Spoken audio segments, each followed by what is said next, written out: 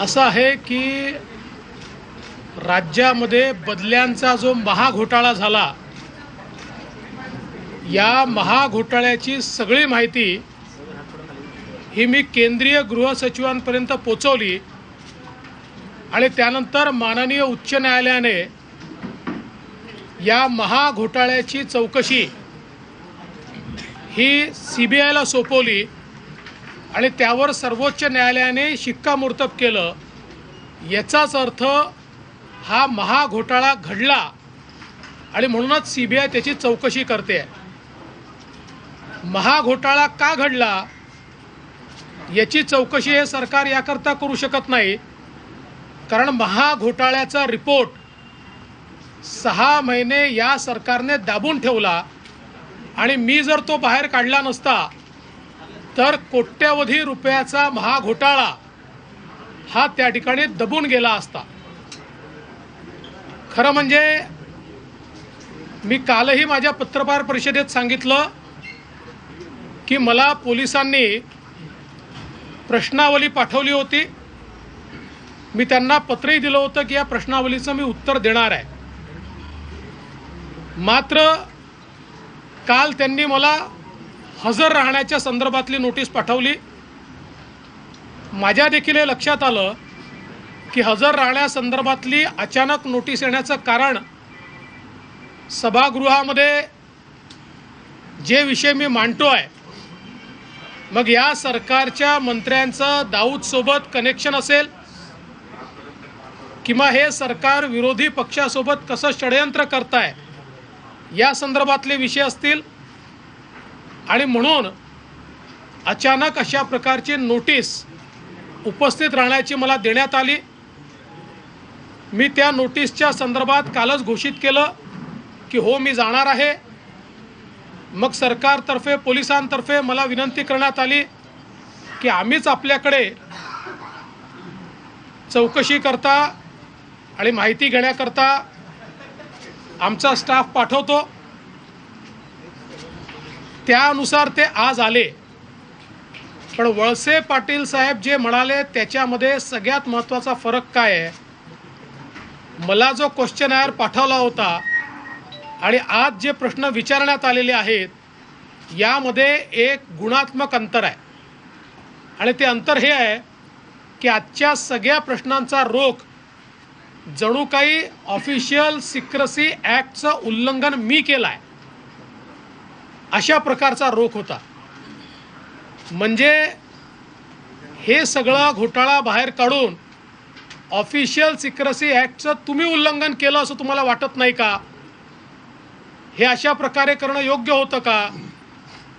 अशा प्रकारचे प्रश्न म्हणजे 160 मध्ये साक्षीदाराचा ज्या प्रकारे जबाब घेतात तसे प्रश्न नव्हते।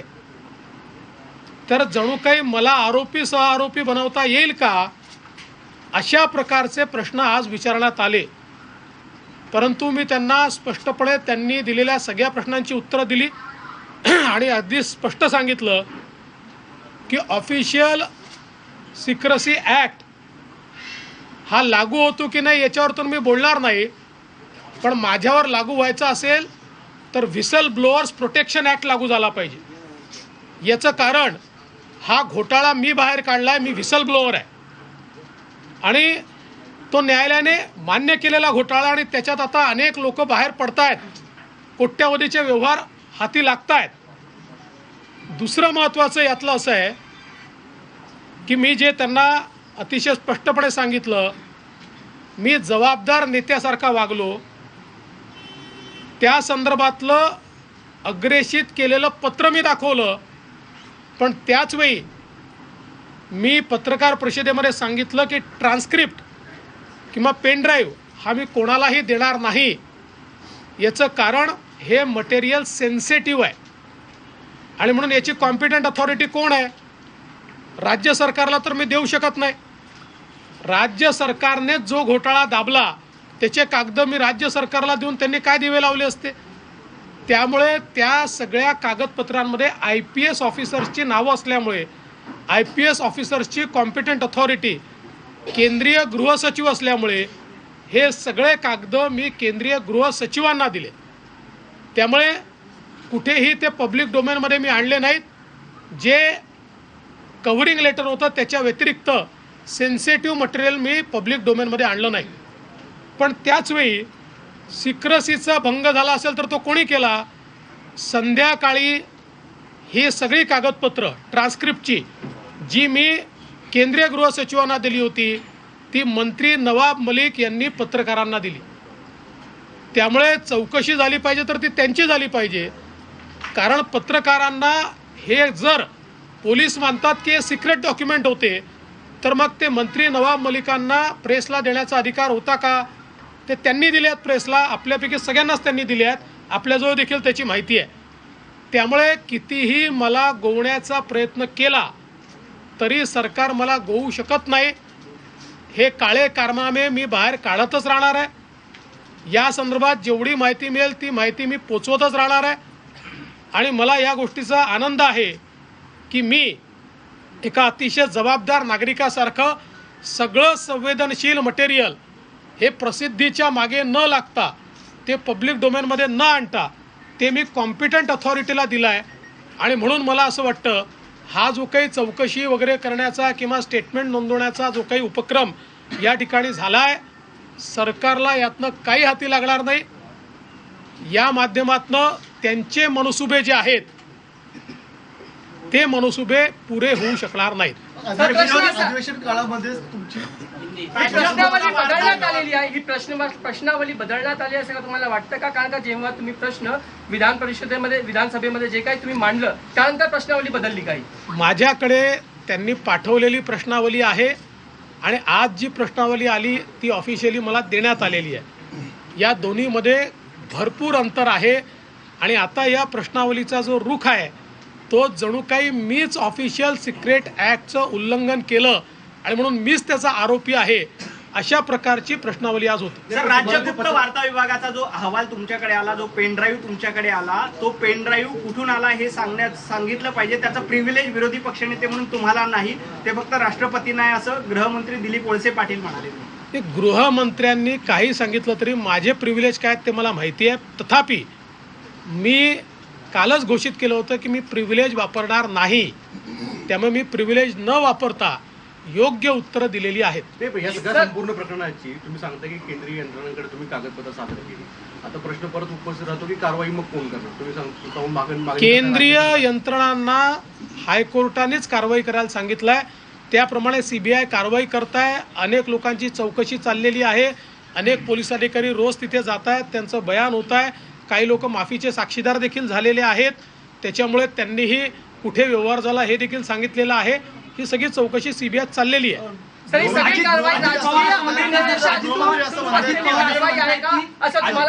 ज्या पद्धतीने निकाल हाती आले त्यानंतर मला वाटण्याचा विषय काय हे महाराष्ट्रातल्या जनतेला दिसत आहे की राजकीय अभिनिवेशातनच कारवाई चाललेली आहे.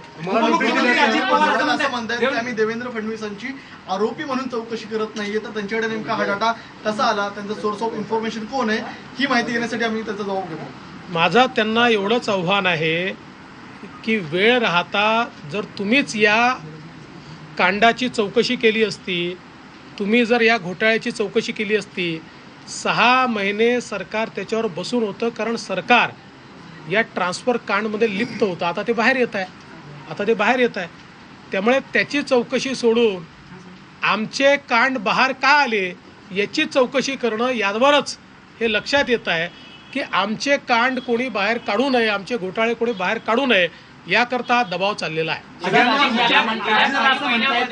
नोटीस जी आहे ती आता हे कुणी देऊ नये, म्हणजे कुठल्याच पक्षाने किंवा ह्या गोष्टी करू नयेत.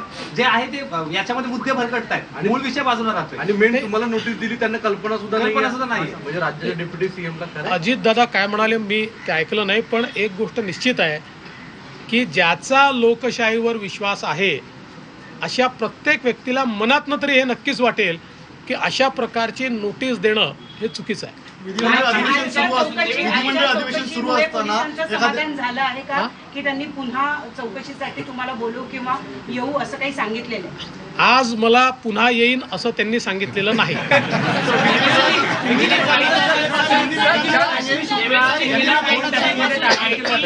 एकीकडे रश्मी शुक्ला यांना फोन टॅपिंग मध्ये टार्गेट केलं जाते, दुसऱ्या बाजूला त्या संदर्भात तुम्हाला नोटीस असेल किंवा काय अधिकाऱ्यांवर देखील बर्डन तपास कुठे नाही टाकलं जाते. मुळातच अधिकाऱ्यांनी आमचे घोटाळे बाहेर काढू नये याकरता वेगवेगळ्या केसेस दाखल केल्या जात आहेत.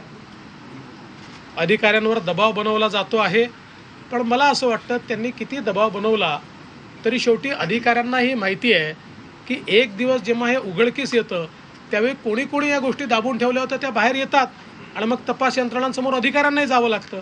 त्यामुळे अधिकारी या संदर्भात योग्य आणि कायदेशीर कारवाई करतील अशी माझी अपेक्षा आहे. विधानसभेमध्ये तुम्ही जे प्रश्न उपस्थित केले होते ते समोर आणले होते, पेनड्राईव्ह दिलं होतं विधानसभेला. त्यामुळे कुठेतरी दबाव तंत्र निर्माण करण्याचा प्रयत्न आहे, कारण का सभागृहामध्ये उद्या गृहमंत्र्यांना उत्तर द्यायचं असं आहे. उद्या गृहमंत्री काय उत्तर देतील हे मला माहिती नाही. त्यांना जे उत्तर द्यायचं असेल ते त्यांनी द्यावं. आम्ही आमच्या मागणीवर कायम राहणार आहे. काल जेव्हा वकील प्रवीण चव्हाण बोलले त्याच वेळी उद्याचं उत्तर काय असणार आहे याची मला पूर्ण कल्पना आलेली आहे आणि मी ते एक्सपेक्टही केलेलं. म्हणूनच मी कालही माझ्या पत्रकार परिषदेत सांगितलं की मी सगळी तयारी करून ठेवली आहे. वेगवेगळ्या प्रकारचे सगळे पुरावे मी जमा केलेले आहेत.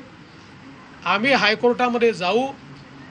संपूर्ण प्रकरण पुन्हा CBIकडे गेलं पाहिजे याकरता हायकोर्टाला विनंती करू आणि हे सगळे पुरावे CBIला सुपूर्द करू. रश्मी शुक्लांनी तुम्हाला अहवाल दिला हा प्रश्न विचारण्यात आला का? स्पेसिफिक रश्मी शुक्लांनी नाही. तुम्हाला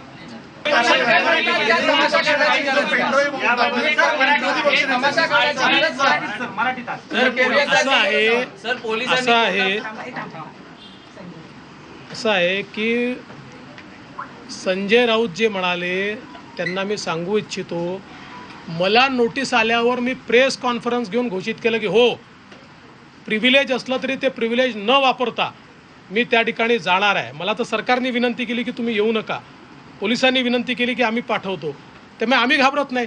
पण माझा सवाल आहे, संजय राऊतांना जर अशा प्रकारची परिस्थिती आली ते का घाबरतात? ते का एजन्सीजवर आरोप करतात?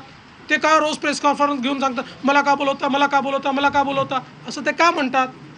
याचं उत्तर त्यांनी दिलं पाहिजे. सर, आदित्य ठाकरे असं म्हणतात की भाजप नेते फक्त बोलतात, आम्ही कुठल्याही पद्धतीची सूडबुद्धीनं कारवाई करत नाही, आम्ही न्यायव्यवस्थेवर विश्वास ठेवू नये.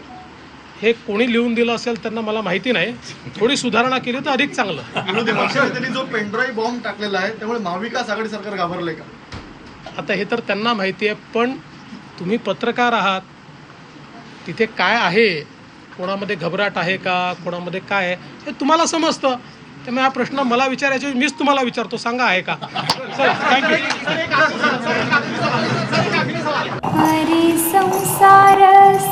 बहिणाबाईंची जात्यावरची ओवी म्हणजे